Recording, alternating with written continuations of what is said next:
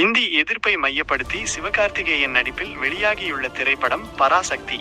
இதனையடுத்து மொழிப்போர் தியாகிகளுக்கு மணிமண்டபம் என்ற கோரிக்கை வலுத்து வருகிறது.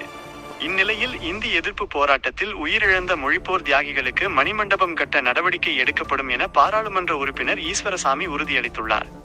பொள்ளாச்சி நகராட்சிக்கு உட்பட்ட குப்பாண்ட கவுண்டர் வீதி, வடுகபாளையம் மற்றும் ஜமீன் ஊத்துக்குளி பேரூராட்சி பகுதிகளில் நியாய விலை கடைகளில் குடும்ப அட்டைதாரர்களுக்கு கரும்பு, பச்சரிசி, வெல்லம் உள்ளிட்ட பொங்கல் தொகுப்பு மற்றும் 3000 பைசா பரிசு தொகை, நெய் ஆகியவற்றை வழங்கினார் ஈஸ்வரசாமி. பின்னர் செய்தியாளர்களுக்கு அளித்த பேட்டியின் போது, அனைத்து தலைவர்களுக்கும் அது நினைவு தூண்களாக இருக்கட்டும், நினைவு அரங்களாக இருக்கட்டும், அவருடைய திருவுருவ சிலைகளாக இருக்கட்டும், தமிழ்நாடு முழுவதும் நமது நிறுவிய பெருமை நமது அரசிற்கு உண்டு. தற்போதும் கூட பொள்ளாச்சியிலே பரம்பக்குளம் ஆலியார் பாசன திட்டம் என்ற அந்த திட்டத்தை உருவாக்கிய தலைவர்களுக்கு திருவுருவ சிலை அமைத்து அதனுடைய நமது முதலமைச்சருடைய திருக்கரங்களால் திறந்து வைக்கப்பட்டிருக்கின்றது. நிச்சயமாக பொள்ளாச்சியிலே நமது தாய் மொழிக்காக உயிர் நீத்தவர்களுக்கு ஒரு நினைவுத்தூண், ஒரு ஸ்தூபி அமைக்க வேண்டும் என்ற கோரிக்கை பொதுமக்களிடமிருந்தும் அரசியல் கட்சியினுடைய தலைவர்களிடமும் கோரிக்கை வைத்திருக்கின்றார்கள்.